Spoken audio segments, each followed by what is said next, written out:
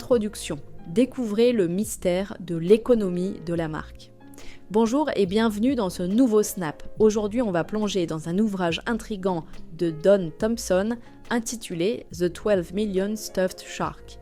Ce livre nous invite à explorer les mystères de l'économie de la marque, un sujet qui suscite de nombreuses réflexions. En 2005, une exposition d'art a fait la une des journaux grâce à une œuvre qui a été estimée à un prix astronomique. Cette œuvre, réalisée par l'artiste britannique Damien Hirst, a provoqué des débats sur la valeur économique des créations artistiques dans notre société moderne. Mais pourquoi ce morceau d'art pourrait-il valoir une telle somme ? Dans ce livre, Thompson nous montre comment la perception et le jugement de la valeur artistique sont souvent influencés par des forces extérieures. Ça souligne la complexité des relations entre l'art, les collectionneurs et le marché. Les collectionneurs, comme les investisseurs, jouent un rôle crucial dans la définition de la valeur des œuvres, pas seulement comme des objets culturels, mais aussi comme des actifs lucratifs. On va découvrir les dynamiques en jeu dans cette économie artistique, ce qui influence la valeur et l'impact de l'art dans un monde volatile et en mutation.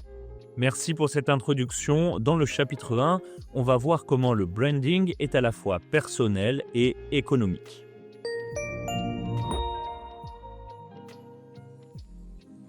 Chapitre 1. Le branding est tout. Bienvenue dans ce chapitre 1 où on va aborder un concept fondamental dans le monde de l'art contemporain, l'importance du branding. Pour beaucoup d'entre nous, ça peut sembler déroutant, surtout en tant qu'outsider. C'est vrai, et les histoires de collectionneurs d'art qui achètent des œuvres à des prix exorbitants sont pourtant monnaie courante. Mais quelle est la véritable valeur derrière ces œuvres ? Par exemple, il y a des cas où des œuvres achetées pour des sommes dérisoires peuvent soudainement se retrouver sur des enchères pour des millions d'euros. Ça démontre à quel point le branding est essentiel dans le monde contemporain.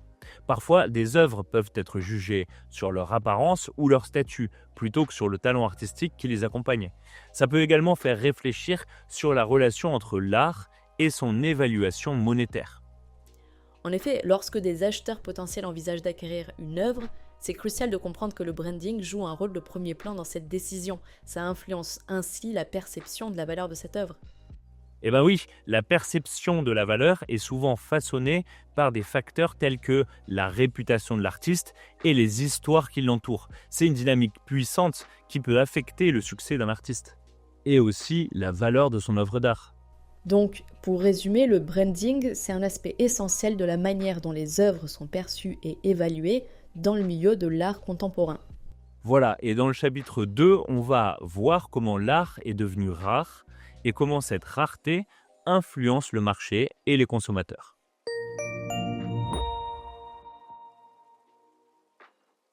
Chapitre 2. L'art est rare. Dans ce chapitre 2, on va discuter de la rareté de l'art et de son impact sur sa valeur. Qu'est-ce que ça signifie réellement quand on parle de l'art en tant que bien rare ? Eh bien, dans le monde de l'art, la rareté joue un rôle crucial. Les artistes comme Picasso ou Modigliani ont des œuvres qui se vendent à des prix astronomiques, non seulement à cause de leur talent, mais aussi en raison de leur caractère rare. La perception de la valeur d'une œuvre d'art est souvent liée à son accessibilité. Plus une pièce est difficile à obtenir, plus sa valeur augmente. Le marché de l'art contemporain est en constante évolution. Le suivi des œuvres des artistes en demande et le fait de connaître leurs histoires ou leurs origines peuvent largement influencer le prix de leurs œuvres. D'un autre côté, une œuvre moins connue ou moins accessible peut sembler beaucoup moins précieuse, même si son mérite artistique est indéniable. Ah, donc ça souligne l'importance de la perception dans le marché de l'art. La rareté peut souvent mener à des enchères records et à des chiffres qui mettent en lumière le pouvoir économique de l'art. Voilà, et l'histoire derrière chaque œuvre, qui l'a créée, où elle a été exposée, la popularité de l'artiste, ça joue également un rôle déterminant dans sa valeur sur le marché. En fait, la rareté ne se limite pas à la pièce, l'œuvre d'art en elle-même, mais plutôt englobe tous ces éléments contextuels. Donc, pour résumer, la rareté de l'art contribue grandement à sa valeur sur le marché. Mais la valeur d'une œuvre d'art est largement influencée par des éléments tels que la notoriété de l'artiste ou l'historique de ses œuvres. Exactement, et dans le chapitre 3, on va explorer la notion de l'art en tant que bien et la façon dont le marché modèle les perceptions des consommateurs.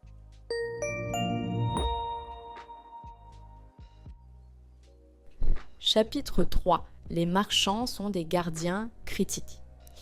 Dans ce chapitre 3, on va donc aborder le rôle essentiel des marchands d'art et comment ils agissent en tant que gardiens dans le monde de l'art. Pourquoi ces acteurs sont cruciaux pour la promotion des artistes? Et ben dans le paysage contemporain, les marchands d'art jouent un rôle clé en déterminant quels artistes vont se faire connaître et à quel rythme. Ils agissent un peu comme des intermédiaires entre l'artiste et le marché. Ils influencent non seulement les ventes, mais également la perception publique de la valeur d'une œuvre. Des galeries de renom comme Gagosian ou White Cube ont la capacité de propulser un artiste sur le devant de la scène, tandis que d'autres peuvent ne pas obtenir la reconnaissance qu'ils méritent simplement en raison d'un manque d'opportunités. Donc ça signifie que le choix d'un marchand d'art peut vraiment faire ou défaire la carrière d'un artiste. Et oui, un bon marchand d'art saura mettre en valeur le travail de son artiste en le présentant de manière à attirer l'attention des collectionneurs et des institutions.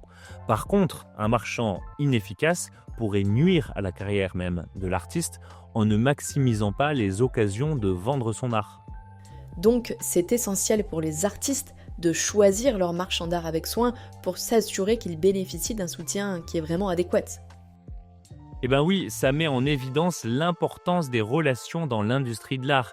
Par exemple, les marchands d'art peuvent influencer les prix et les stratégies de marketing. Et ça va façonner le parcours professionnel de l'artiste. Ok, donc pour résumer, les marchands d'art jouent un rôle fondamental en tant que gardiens critiques et ils influencent la réussite des artistes ainsi que leur visibilité sur le marché.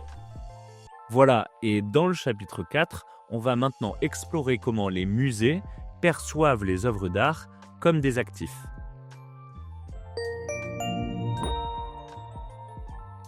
Chapitre 4. Les musées considèrent les œuvres d'art comme des actifs.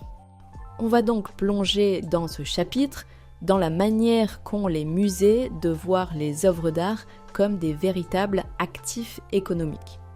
Dans le monde de l'art contemporain, le marché et l'argent sont de plus en plus liés à la valeur artistique.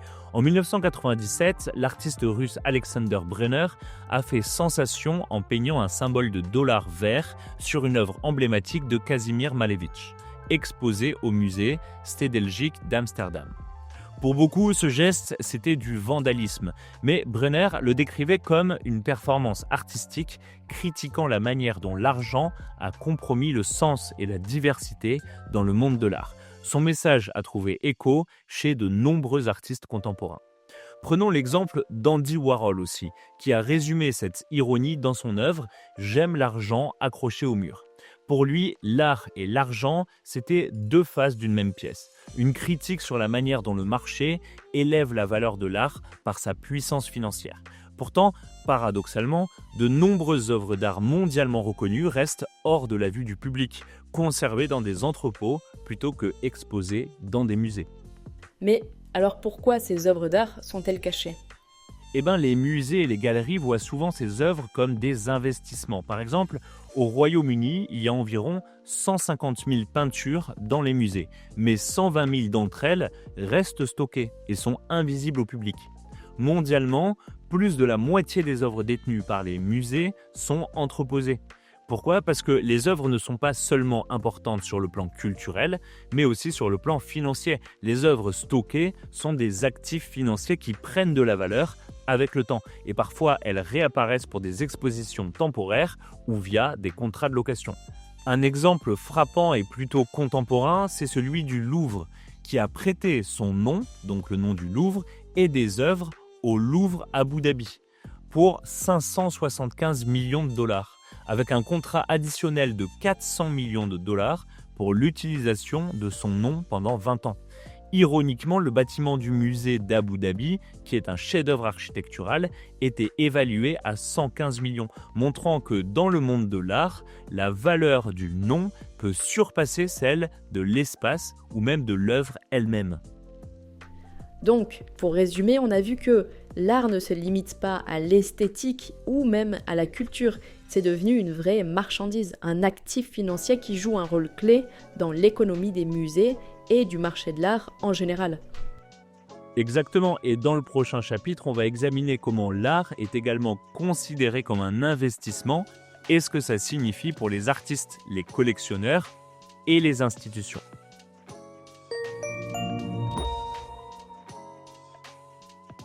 Chapitre 5, l'art comme investissement. Dans le chapitre précédent, on a pu voir comment les musées perçoivent les œuvres d'art comme des actifs, parfois même plus précieux en étant entreposés plutôt qu'exposés. Maintenant, on va plonger dans un autre aspect fascinant, l'art en tant qu'investissement. Est-ce que c'est réellement un moyen rentable de faire fructifier son argent ? Le galeriste Mary Boone disait que certains achètent des œuvres comme des billets de loterie, espérant qu'elles prennent de la valeur avec le temps. Mais est-ce que cette croyance est justifiée ? Pas toujours. En réalité, investir dans l'art, c'est souvent ni une stratégie efficace, ni une stratégie vraiment lucrative. Le marché de l'art est notoirement cyclique, marqué par des hauts spectaculaires et par des baisses dramatiques. Par exemple, dans les années 80, la demande pour l'impressionnisme était à son apogée et en 1990, des œuvres de Gauguin et Renoir se sont vendues pour 82 et 78 millions de dollars en une seule semaine. Pourtant, dès l'année suivante, le marché s'est effondré, poussé par des crises économiques comme la guerre du Golfe. Il a fallu attendre 2005 pour que les prix reviennent à leur sommet d'avant-crise. Un autre exemple, c'est celui du Whitney Museum, qui a acheté Le Garçon à la pipe de Picasso pour 30 000 dollars en 1950 et l'a revendu aux enchères pour 104 millions de dollars en 2004. Ça peut sembler être un énorme succès, mais en réalité, le Whitney Museum n'a obtenu qu'un rendement annuel moyen de 7%. Près d'un cinquième de ses œuvres se sont vendues à perte par rapport à leur coût d'acquisition. Et finalement, des investisseurs renommés comme Charles Saatchi, qui influencent le marché par leurs achats, sont réellement des exceptions. Ok, mais est-ce qu'il n'existe pas des outils pour mieux évaluer la rentabilité d'un investissement dans l'art ? Oui, les chercheurs Jianping Mei et Michael Moses ont créé l'indice May-Moses, qui mesure l'appréciation des œuvres d'art ayant été revendues plusieurs fois aux enchères. Cet outil, il nous donne un aperçu intéressant du potentiel d'investissement de l'art. Cependant, cet indice, il a ses limites.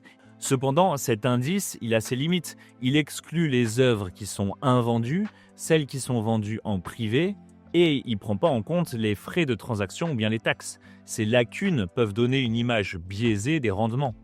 Quand on compare l'art à d'autres investissements, comme par exemple la bourse, l'art a tendance à sous-performer finalement. Les actions offrent généralement de meilleurs rendements, une plus grande liquidité et des frais de transaction plus faibles. En fin de compte, même si l'indice May-Moses montre parfois des chiffres attractifs, investir dans l'art, ça reste risqué et moins rentable que beaucoup d'investissements traditionnels comme les actions.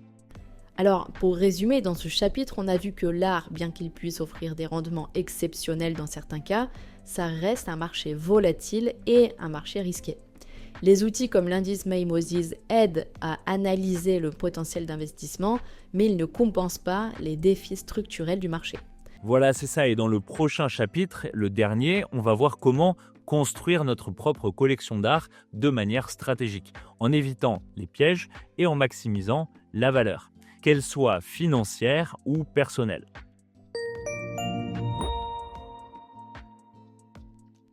Chapitre 6. Construisez votre propre collection d'art de manière stratégique. Dans le chapitre précédent, on a donc exploré l'art comme un investissement et les risques associés à ce marché qui sont souvent imprévisibles. Maintenant, on va découvrir comment aborder la constitution d'une collection d'art avec une bonne stratégie. Créer une collection d'art qui soit rentable, ça nécessite de la recherche, une planification rigoureuse et surtout de la patience. La première étape, ça consiste à s'informer. Il faut visiter des galeries qui sont situées dans des centres artistiques majeurs, comme à Londres par exemple, à New York, à Berlin ou bien à Paris. Ces villes sont à la pointe du marché. Elles offrent un aperçu des tendances émergentes et des artistes montants. De nombreux investisseurs font également appel à des conseillers en art ou alors s'appuient sur l'expertise des banques d'investissement qui fournissent des informations précieuses sur les artistes prometteurs. Quand vous construisez votre collection, essayez de privilégier les artistes ayant une trajectoire ascendante, solide, au lieu de miser sur des talents complètement inconnus.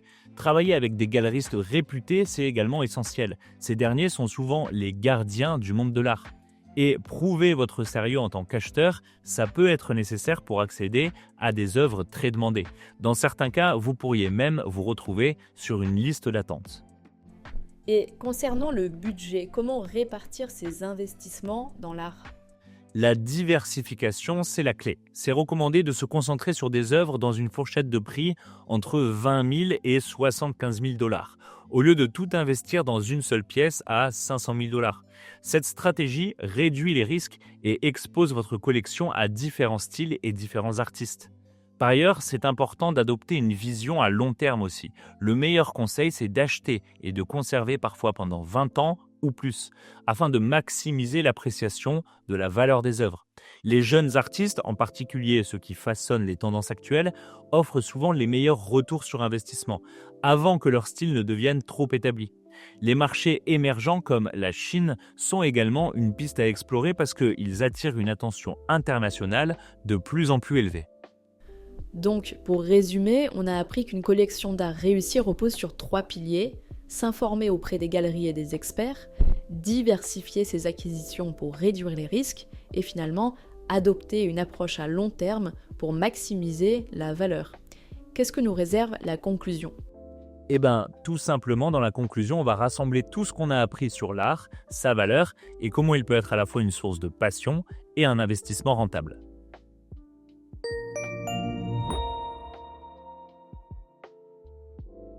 Conclusion. Pour conclure ce snap sur The 12 Million Stuffed Shark de Don Thompson, voici ce que nous avons découvert. Le marché de l'art contemporain est à la fois dynamique et imprévisible. Il est souvent dicté par le branding et par la rareté. Les galeristes, les collectionneurs et les maisons de vente aux enchères jouent tous un rôle clé dans la manière dont les œuvres sont perçues économiquement. On a vu que l'art peut être un actif économique valorisant, mais aussi que le marché est cyclique, marqué par des booms spectaculaires suivis de ralentissements. En fin de compte, comprendre ces dynamiques, c'est essentiel pour naviguer dans cet univers fascinant, que vous soyez collectionneur, investisseur ou un simple amateur d'art. Merci pour ces résumés et merci d'avoir suivi ce snap avec nous. On espère que vous avez apprécié ce voyage dans l'univers de l'art contemporain. N'hésitez pas à nous laisser votre avis. On se retrouve très bientôt dans un prochain snap. À très vite.